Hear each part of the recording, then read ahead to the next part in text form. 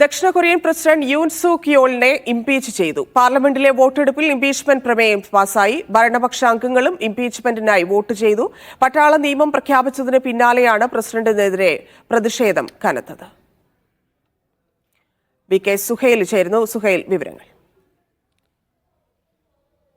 ധന്യ, ദക്ഷിണ കൊറിയയിലെ president Yoon Sok യോളിനെതിരെ പ്രമുഖ പ്രതിപക്ഷ പാർട്ടിയായ ഡെമോക്രാറ്റിക് പാർട്ടിയാണ് ഇംപീച്ച്മെന്റ് പ്രമേയം കൊണ്ടുവന്നത്. നേരത്തെയും ഈ തരത്തിലുള്ള ഇംപീച്ച്മെന്റ് പ്രമേയങ്ങൾ പാർലമെന്റിൽ വോട്ടിനിട്ടിരുന്നുവെങ്കിലും ഭരണപക്ഷ പാർട്ടി അതിനെ പിന്തുണക്കാൻ തയ്യാറായിരുന്നില്ല. 2/3 ഭൂരിപക്ഷം നേടിയാൽ മാത്രമേ ഈ ഇംപീച്ച്മെന്റ് പ്രമേയം പാസ്സാവുകയുള്ളൂ. നിലവിൽ ആ ചരിത്രപരമായിട്ടുള്ള നേട്ടം നേടാൻ ഡെമോക്രാറ്റിക് പാർട്ടിക്ക് സാധിച്ചിരിക്കുന്നു. അതായത് 300 അംഗ പാർലമെന്റിൽ 204 പേരുടെ പിന്തുണ ഇപ്പോൾ ഈ ഇംപീച്ച്മെന്റ് പ്രമേയത്തിന് ലഭിച്ചിരിക്കുന്നു. ഭരണകക്ഷി കൂടി ഇതിനെ പിന്തുണച്ചതോടുകൂടിയാണ് ഈ ഒരു ഇംപീച്ച്മെന്റ് പ്രമേയം പാസ്സായിരിക്കുന്നത്. നേരത്തെ ഈ വോട്ടിനിടുന്ന പ്രക്രിയയിൽ നിന്ന് മാറി നിൽക്കുകയായിരുന്നു ഭരണകക്ഷികൾ ചെയ്തിരുന്നതെങ്കിൽ ഇപ്പോൾ 5 പ്രതിപക്ഷ പാർട്ടികൾക്കൊപ്പം ഭരണകക്ഷി കൂടി പിന്താങ്ങിയതോടു കൂടിയാണ് ഈ ഇംപീച്ച്മെന്റ് പ്രമേയം പാസ്സായിരിക്കുന്നത്.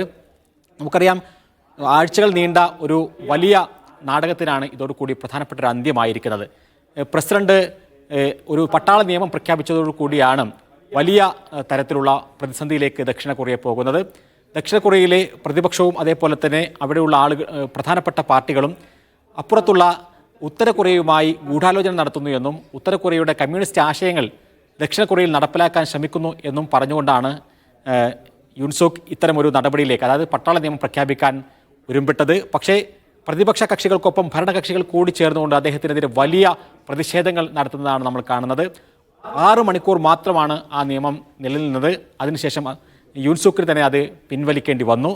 അതിനുശേഷം അദ്ദേഹത്തിനെതിരെ വലിയ നടപടികൾ ആരംഭിച്ചു. പ്രതിപക്ഷ കക്ഷികൾക്കൊപ്പം ഇപ്പോൾ ഭരണകക്ഷികൾ കൂടി ഒപ്പം ചേർന്നുകൊണ്ടാണ് ഈ ഒരു നീക്കം അദ്ദേഹത്തിനെതിരെ നടക്കുന്നത്. അതിനിടയിൽ പലതരത്തിലുള്ള മറ്റു സംഭവവികാസങ്ങൾ ഉണ്ടാകുന്നുണ്ട്.